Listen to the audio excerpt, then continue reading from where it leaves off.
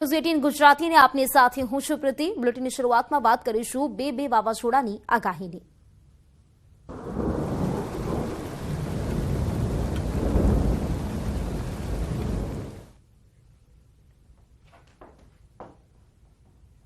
તો બોટાદના લાઠીદળ ગામે શરૂ થયો છે વરસાદ। હવામાન વિભાગે આગાહી કરી છે તે મુજબ જિલ્લાના અનેક વિસ્તારોમાં વરસાદ થયો છે।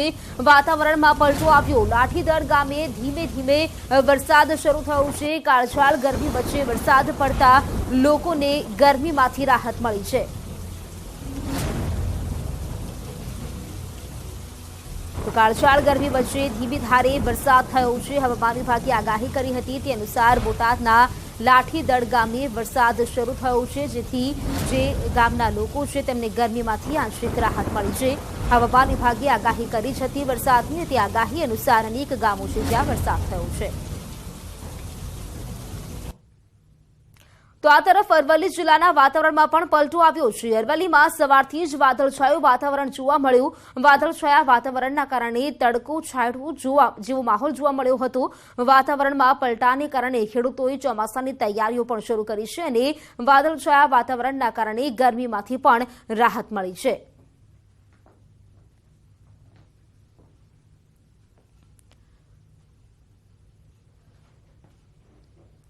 તો અમદાવાદ, આણંદ અને બોટાદમાં પણ વરસાદની આગાહી છે। 8 વાગ્યા સુધી લગભગ વરસાદ પડી શકે છે તેવી આગાહી છે। 40 કિલોમીટરની ઝડપે પવન ફૂંકાઈ શકે છે।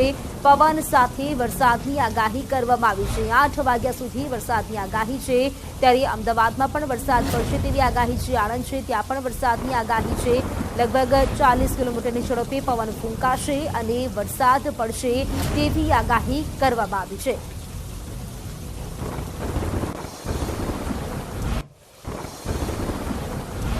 અમદાવાદીઓ સાવધાન, આજે વરસાદ પડી શકે છે। અમદાવાદમાં આજે સાંજે વરસાદ પડી શકે છે। ગાજવીજ અને ભારે પવન સાથે વરસાદની શક્યતા છે। રાજ્યના અન્ય કેટલાક સ્થળે વાતાવરણમાં સામાન્ય બદલાવ થઈ શકે છે। આગામી 5 દિવસ રાજ્યમાં વાતાવરણ સૂકું રહેશે।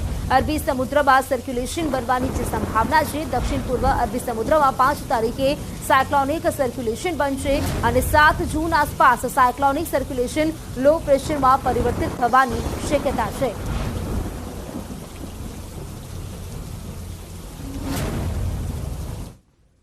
अगले 5 दिन में पूरे गुजरात में वेदर मोस्टली ड्राई रहने का संभावना है, लेकिन वेस्टर्ली विंड है, मॉइस्चर इंकर्शन काफ़ी है एंड कहीं किधर लोकल कन्वेक्टिव एक्टिविटी हो सकता है। इवन अहमदाबाद में भी आज लोकल कन्वेक्टिव एक्टिविटी होने का संभावना है। शाम और इवनिंग और आफ्टरनून तक कन्वेक्टिव एक्टिविटी होने का संभावना है और थंडरस्टॉर्म बारिश भी हो सकती है। તો ચોમાસાને લઈને ખૂબ મોટા સમાચાર। કેરળની ખૂબ નજીક પહોંચ્યું છે ચોમાસું। કેરળથી માત્ર 300 કિલોમીટર દૂર છે ચોમાસું। ચોમાસાએ જોરદાર ગતિ પકડી છે। કેરળ બાદ ગુજરાત તરફ આ ચોમાસું આગળ વધશે। નોંધનીય છે કે હવામાન વિભાગના મતે કેરળમાં ચોમાસું શરૂ થવાની સામાન્ય તારીખ 1 જૂન હોય છે, જો કે હાલ ચોમાસું કેરળની ઘણું નજીક પહોંચી ચૂક્યું છે। જ્યારે દક્ષિણ ગુજરાતમાં ચોમાસાની ઋતુ શરૂ થવાની સામાન્ય તારીખ 15 જૂન છે અને સમગ્ર ગુજરાતમાં ચોમાસું શરૂ થવાની 25 જૂન તારીખ છે। પરંતુ ચોમાસું બેસી ગયા બાદ વાસ્તવિક તારીખ હવામાન વિભાગ જાહેર કરતું હોય છે। તેવામાં આપણે મેપ પરથી સમજવાનો પ્રયાસ કરીએ તો આ મેપમાં જે લાલ લાઈન દેખાઈ રહી છે તે ચોમાસાની સામાન્ય તારીખ સૂચવી રહી છે, જ્યારે મેપમાં જે આપ બ્લુ લાઈન જોઈ શકો છો તે ચોમાસાની વાસ્તવિક તારીખ બતાવી રહ્યું છે। તો મેપના માધ્યમથી અમે આપને બતાવી રહ્યા છે અહીં વાસ્તવિક તારીખ છે, જેમાં આપની જે તારીખ જોઈ શકો છો આમાં લાલ લાઈન જે દેખાઈ રહી છે તે ચોમાસાની સામાન્ય તારીખ સૂચવતી હોય છે। જે રેડ લાઈન આપ જોઈ રહ્યા છો તે સામાન્ય તારીખ સૂચવી રહી છે, પરંતુ આ મેપમાં આપ બ્લુ લાઈન પણ જોઈ શકો છો। આ બ્લુ લાઈન એ છે કે આપના જે ચોમાસું છે તેની વાસ્તવિક તારીખ આ બ્લુ લાઈન થકી આપ જોઈ શકો છો।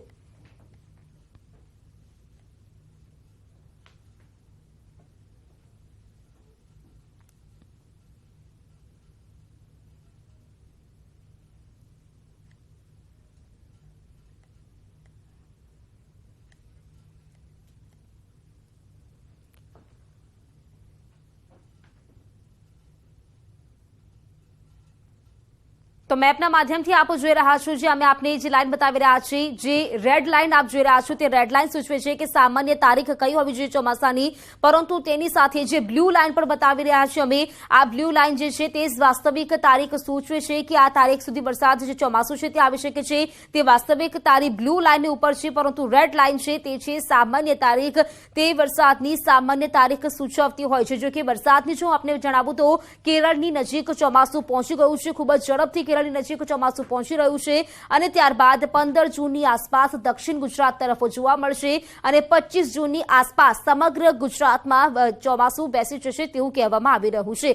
અત્યારે જે ગતિ છે સામાન્ય રીતે 1 જૂનમાં કેરળમાં વરસાદ આવતો હોય છે, પરંતુ આજે અહીંની વાત કરીએ તો 1 જૂન આસપાસ કેરળની નજીક ચોમાસું પહોંચી રહ્યું છે. ત્યારે હવે ગુજરાત પર વાવાઝોડાનો ખતરો, સૌરાષ્ટ્ર અને દક્ષિણ ગુજરાત પર ખતરો મંડાઈ રહ્યો છે. સોમવારે સાયક્લોનિક સર્ક્યુલેશન સર્જાઈ શકે છે. બુધવાર સુધીમાં તે લો પ્રેશર બની શકે છે. જો વાવાઝોડું બનશે તો 12 જૂને ટકરાઈ શકે છે. 12 જૂન આસપાસ ગુજરાતમાં આ વાવાઝોડું ટકરાવવાની આશંકા છે.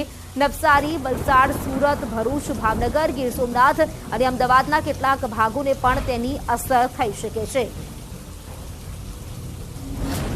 બુધવાર સુધીમાં લો પ્રેશર બની શકે છે. જો વાવાઝોડું બનશે તો 12 જૂને તે ટકરાશે અને કેટલાક જિલ્લાઓ છે જ્યાં તેની અસર જોવા મળશે.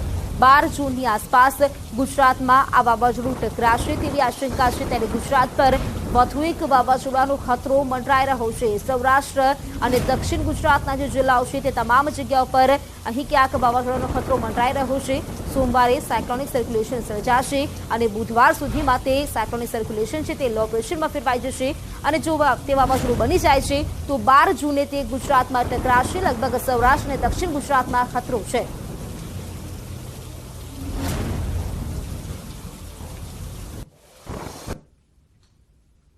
તો શહેરમાં અચાનક વાતાવરણમાં પલટો આવ્યો છે. વીજળીના કડાકા અને પવન સાથે ભાવનગરમાં સામાન્ય માવઠું જોવા મળ્યું. ભાવનગરમાં આકરી ગરમી વચ્ચે ફરી વરસાદી માહોલ સાથે શહેરના અનેક વિસ્તારોમાં ઝરમર વરસાદ થયો છે. છેલ્લા ઘણા દિવસથી ભાવનગરમાં 41 ડિગ્રી સુધી તાપમાન પહોંચ્યું હતું. ત્યારે અચાનક વાદળો છવાયા બાદ હળવો વરસાદ થતા ઠંડક પ્રસરી છે. અકળાવનારી ગરમી બાદ વરસાદ થતા લોકોને ઠંડકનો અનુભવ થયો છે.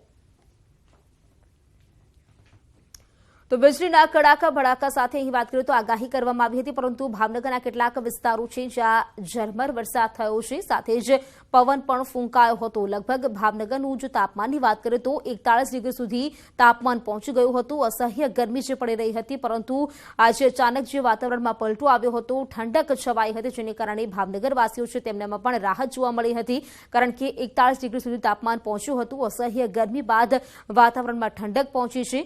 પવન સાથે જે વરસાદ થયો હતો, ક્યાંક ધીમી ધારે તો ક્યાંક વધુ વરસાદ જોવા મળ્યો હતો.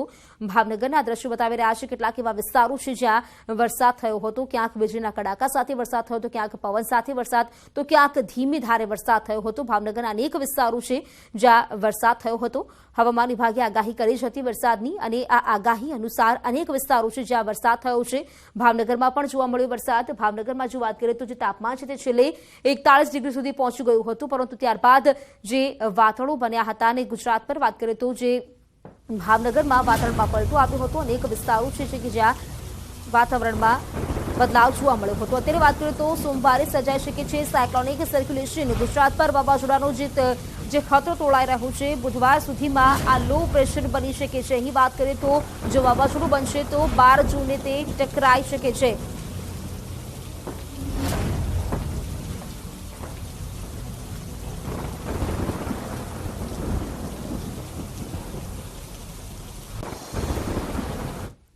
તો ગુજરાતમાં જે વાવાઝોડાનો ખતરો ટોળાઈ રહ્યો છે, હું આપને જણાવીશ, એલઈડીના માધ્યમથી આપને બતાવવા માંગુ છું કે જે ખતરો ટોળાઈ રહ્યો છે તેમને બતાવી રહ્યું છું. ગુજરાત પર જે 2 વાવાઝોડાનો ખતરો મંડાઈ રહ્યો છે તેની તરફ બતાવીએ તો સૌરાષ્ટ્ર અને દક્ષિણ ગુજરાત પર આ ખતરો મંડાઈ રહ્યો છે. આ ગ્રાફિક્સના માધ્યમથી આપ સમજી શકો છો. એક સ્થળે સ્થિર જોવા મળશે સિસ્ટમ. જે આ સ્થળ પર આપ જોઈ રહ્યા છો સ્થિર છે આ સિસ્ટમ. કર્ણાટક, ગોવા તરફ તે આગળ વધી શકે છે. ધીરે ધીરે આ જે સિસ્ટમ છે તે આગળ વધી રહ્યું છે તે તરફ આપ જોઈ શકો છો. અહીં ધીરે ધીરે જે સ્થિર જગ્યા છે તે ઉપર જતી આપ જોઈ શકો છો. કારણ કારણ કે જે વાવાઝોડાનો ખતરો છે તે ગુજરાત તરફ છે, ઓમાન તરફ બીજી એક સિસ્ટમ બની છે કે જે આ બે વાવાઝોડાનો જે ખતરો છે તે ગુજરાત પર મંડરાઈ રહ્યો છે તે અમે આપને બતાવી રહ્યા છીએ અને ધીરે ધીરે તે ગતિ છે તે પણ આગળ વધતી આપ જોઈ શકો છો. મહારાષ્ટ્રની વધુ નજીક પહોંચી શકે છે. આ જે સિસ્ટમ છે જે સક્રિય થઈ છે તે મહારાષ્ટ્રની વધુ નજીક પહોંચે, મુંબઈ દક્ષિણ ગુજરાત નજીક પહોંચી શકે છે. 11 જૂનની હું આપને વાત કરીશ. 11 જૂને જે આપ બતાવી શકો છો તો 11 જૂનની આસપાસ જે વાવાઝોડું છે તે આગળ હજુ વધી રહ્યું છે. તેની સાથે સૌરાષ્ટ્ર અને દક્ષિણ ગુજરાત પર મોટો ખતરો 12 જૂનમાં આ મોટો ખતરો સૌરાષ્ટ્ર અને દક્ષિણ ગુજરાત પર, કારણ કે જો વાવાઝોડું બનશે તો 12 જૂને તે ગુજરાત પર ટકરાશે તેવી આગાહી છે. સાથે જ અહીં ગુજરાતમાં દક્ષિણ ગુજરાત અને સૌરાષ્ટ્ર આ બે જગ્યા પર વાવાઝોડું આવી શકે છે. તો લગભગ 5 જૂનથી લઈને 12 જૂન સુધીની આજે અમે આપને બતાવી રહ્યા છીએ 5 જૂનથી જે સિસ્ટમ સક્રિય થઈ રહી છે અને ત્યારબાદ જો તે વાવાઝોડું બની જાય છે તો તે વાવાઝોડું 12 જૂનની આસપાસ ગુજરાતની આસપાસ ટકરાશે, ગુજરાતમાં ટકરાશે. ગુજરાતમાં લગભગ ખાસ કરીને દક્ષિણ ગુજરાત અને સૌરાષ્ટ્ર અહીં આ વાવાઝોડું ટકરાઈ શકે છે તેવી આગાહી કરવામાં આવી છે.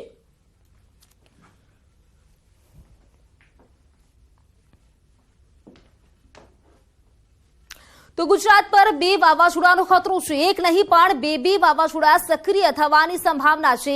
5 જૂનથી અરબ સાગરમાં હલચલ થશે. ગુજરાતના દરિયાકાંઠા તરફ મુશ્કેલી વધશે. અરબી સમુદ્રની હિલચાલ પર સૌ કોઈની નજર છે. હવામાન નિષ્ણાંત મલાલ પટેલે અનુમાન લગાવ્યું છે આ વાવાઝોડું પેટર્ન નહીં ખોરવે તેવું તેમણે કહ્યું છે. ચોમાસા માટે અત્યારે સારા સંકેત છે.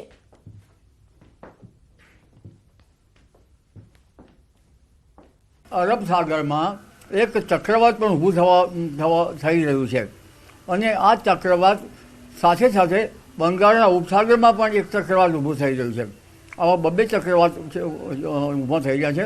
જોકે બંને ચક્રવાતો એક સાથે ચાલી શકે નહીં, પરંતુ વિશિષ્ટ સ્થિતિ છે જેના કારણે જે દેશના ઉત્તરીય પર્વતીય પ્રદેશોમાં છે ઉત્તર પહાડી પ્રદેશમાંથી હિમાલયથી કે ગુજરાત સુધી જે વાદળોનો જમાવડો આવતો હોય છે એ આ સંભવિત વાવાઝોડાના કારણે એનો ભેજ ખેંચ્યા છે એટલે પશ્ચિમી વિક્ષોભ આવશે નહીં અને હવામાન ત્યાં સૂકું થઈ જશે. હવે વાત કરીશું નક્ષત્ર પરથી વરસાદના વર્તારાની.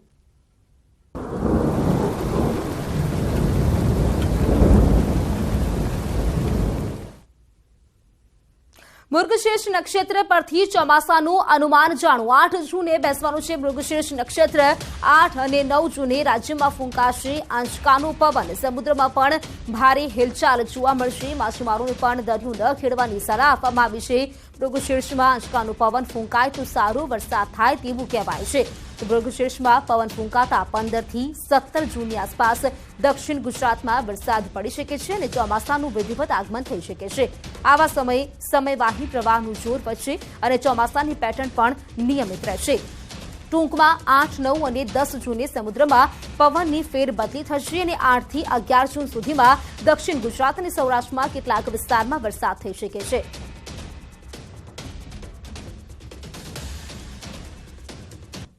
વૃશ્ચિક નક્ષત્રમાં આંચકાનો પવન વાવો જોઈએ અને પવનો જે છે એ સમુદ્રમાં બદલાતા હોય છે બિલકુલ. એટલે આ બદલાતા પવનો જે છે એ ઘણી વખત સમુદ્રમાં ભારે હલચલ જોવા મળતી છે. આથી માછીમારોને આ અરસામાં દરિયો ન ખેડવો સારો રહે અને આ જે વૃશ્ચિક નક્ષત્રમાં આંચકાનો પવન વાય તો આદ્રામાં વરસાદ થાય એવું કહેવાય છે. પણ વરસાદ તો લગભગ અહીં પેટર્ન નિયમિત રહે છે. વાત કરીને સમાચારોની, રાજકોટમાં બાગેશ્વર બાબા વિરુદ્ધ કરવામાં આવી છે અરજી. બાબાએ 13,000 રૂપિયા પડાવ્યા હોવાનો આરોપ લાગ્યો છે. હેમલ વિઠલાણી નામના વ્યક્તિ દ્વારા પોલીસ કમિશનરને આ અરજી કરવામાં આવી છે. અરજીમાં બાબાએ વશીકરણ કરીને ખિસ્સું ખાલી કરાવ્યાનો ઉલ્લેખ કર્યો છે. તો હેમલ વિઠલાણી નામના વ્યક્તિએ આ અરજી કરી છે. અહીં વાત કરીએ તેને કહ્યું છે કે તેની વશીકરણ કરવામાં આવ્યું હતું. વશીકરણ કરી રૂપિયા પડાવ્યાની અરજી તેમણે કરી છે. ખિસ્સું ખાલી કરાવ્યાનો ઉલ્લેખ આ અરજીમાં કરવામાં આવ્યો છે. સાથે જ તેણે કહ્યું છે કે કાર્યક્રમ પૂરો થયા બાદ તેને પૈસા પરત આપવામાં નહોતા આવ્યા. તેને બાપા પાસેથી રૂપિયા પરત કરાવવામાં આવે તેવી માંગ કરતી જે અરજી છે તે કરવામાં આવી છે.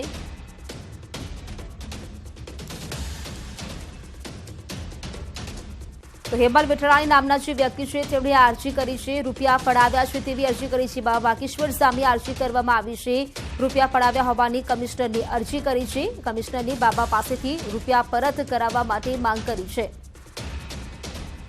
એના પૈસા અમે તમને આપી દઈએ, પણ જયારે દરબાર પૈતો ત્યારે એવું કઈ હતું નહીં. ને જયારે દરબાર પૈતા પછી મેં જે આયોજકને મેં ફોન કર્યો તો આયોજકે એમ જ કીધું કે તમે પૈસા આપ્યા તો તમારી ભૂલ કહેવાય, તમારે પૈસા નહોતા આપવા. પોલીસ પાસે મેં અરજી કરી છે ને મારી એક જ માંગ છે કે જે ફ્રોડ જે મારી હારે થયો એવો કોઈ પણ શ્રદ્ધાળુ સાથે ભવિષ્યમાં ન થાય એની એક કાળજી રાખે. એટલે હું કઈ બોલી જ નહોતો શીખો જયારે મેં પૈસા આપ્યા. એટલે મને એમ જ કીધું કે ખડે હો જાઓ ઓર જેબ ખાલી કરો. એટલે હું 2 મિનિટ માટે શોપ થઈ ગયો કે જેબ ખાલી કરી દો એનો મતલબ શું છે. એટલે મારા ખીચામાં જે રોકડ રકમ 13,000 રૂપિયા હતા મેં 13,000 રૂપિયા મેં બાબાને આપી દીધા, બાબાના માણસને આપી દીધા. તમને એવો ડર હતો કે કદાચ પૈસા તમે નહીં આપો તો તમારી સાથે જી હા મને એ ડર હતો કે મેં કીધું કે આ બાબા મંત્રમુગ્ધ કરીને મારી જે જિંદગી જે માન પાટે ચડી જાય પાટા પરથી ન ઉતરી જાવ ને કંઈક મારું ફેમિલીમાં કઈ એની આડઅસર ન પડે એ લઈને મેં એને પૈસા પૂરેપૂરા. તમારા ફેમિલીમાં શું પ્રોબ્લેમ છે, કઈ આડાવરું છે? ફરિયાદ દાખલ કરશે તો હું મારા પોઈન્ટ ઉપર સાચો છું. જેને મને પ્રૂફ પુરાવા મારી પાસે છે, લાઈવ મારી પાસે છે, હું પૈસા આપું છું એનું મારી પાસે ફોટો મેં સ્ક્રીનશોટમાં લીધો છે, મારી પાસે બધા પ્રૂફ પુરાવા છે. એટલે મારે આમાંથી કઈ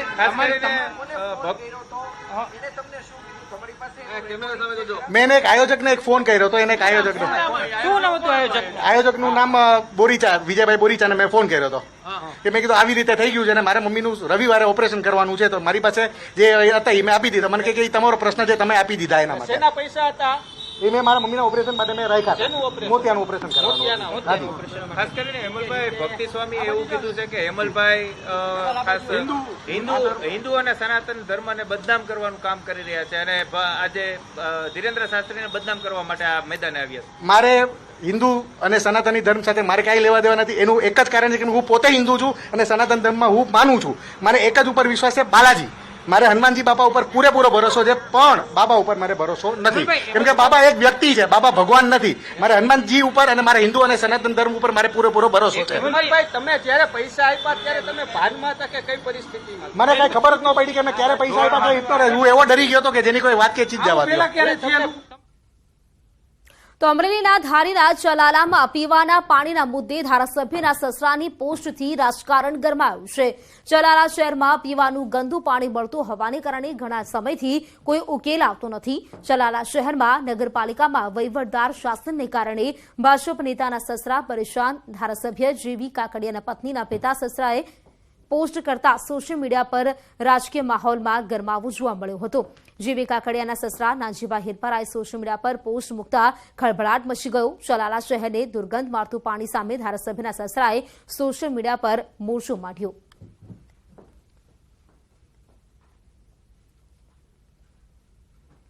તો એમ કહું છું કે આ ભાજપના સરકારમાં ભાજપના તંત્રની અંદર લોકોને ગંદુ પાણી આવું ડોળું પીવા માટે મજબૂર શું કામ છે? શું વહીવટ દ્વારા આનો સુધારો તાત્કાલિક ન થઈ શકે? થવો જોઈએ તો તાત્કાલિક ચીફે યોગ્ય પગલાં ભરીને યોગ્ય વ્યવસ્થા કરીને ઘરે ઘરે ચોખ્ખું પીવાલાયક પાણી મળે એવી વ્યવસ્થા તો કરવી જોઈએ, એમ હું માનવા વાળો છું. તો મોડાસા તાલુકાના બામણવાડા ગામે મેશ્વો નદીમાં બનાવવામાં આવેલ ચેકડેમે વિનાશ સર્જ્યો છે.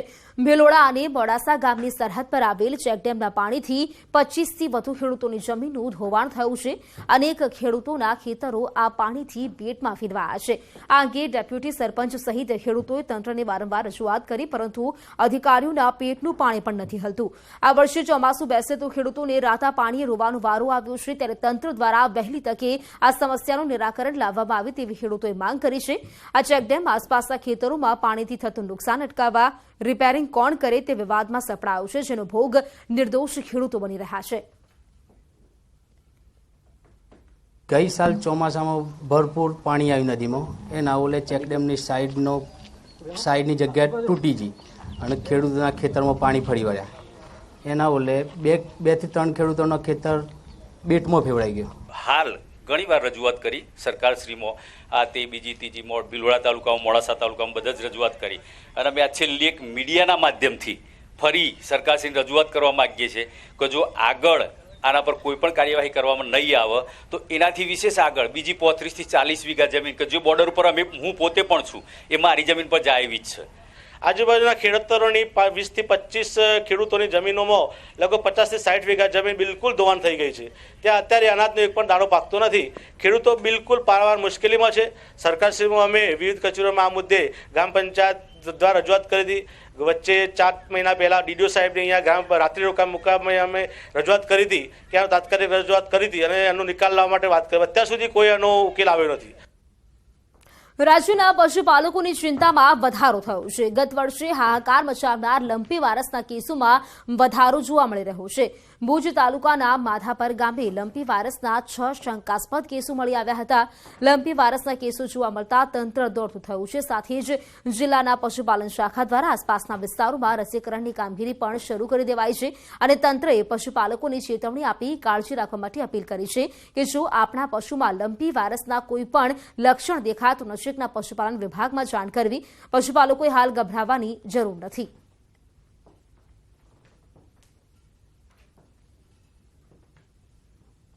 જ્યાં પણ કોઈ પણ પશુપાલકને પોતાના પશુઓમાં આ રોગના લક્ષણો જોવા મળે તો તાત્કાલિક નજીકની જે પશુ સારવાર સંસ્થા છે ત્યાં સંપર્ક કરે. આપણી પાસે કચ્છ જિલ્લા પંચાયત પાસે પૂરતું વેક્સિન ઉપલબ્ધ છે. સાથે સાથે બીજું આમાં કદાચ કોઈ પણ પશુમાં લક્ષણો જોવા મળે તો એને અલગ કરવું અને એને સંપૂર્ણપણે આરામ આપવો એ પણ ખાસ જરૂરી છે. તો ચોમાસું બેસવાને હવે ગણતરીના દિવસો બાકી રહ્યા છે ત્યારે જૂનાગઢના ખેડૂતોએ પહેલા જ મગફળીનું વાવેતર કરી લીધું છે. ખેડૂતોના જણાવ્યા પ્રમાણે અર્ધવેલડી મગફળીનું વાવેતર કરવાથી ફાયદો થતો હોય છે. જો સમયસર વરસાદ આવે તો પાક માટે ખૂબ સારું છે, પણ જો વરસાદ 1 મહિનો ખેંચાય તો અર્ધવેલડી મગફળીના પાકને નુકસાન થતું નથી. વાવણીમાં આજે પણ ખેડૂતો પોતાની પરંપરાને જાળવે છે. બળદોનું પૂજન, ખેતરમાં સાથીઓ ગોળધાણાથી બોળું મીઠું કરાવી વાવણીના દિવસને પર્વ તરીકે ઉજવણી કરે છે. ભીમ 11 અને રોહિણી નક્ષત્રની વાવણી ખૂબ સારી થતી હોવાની પણ માન્યતા રહેલી છે. તેના કારણે પર ખેડૂતો અગાઉ વાવણી કરે છે.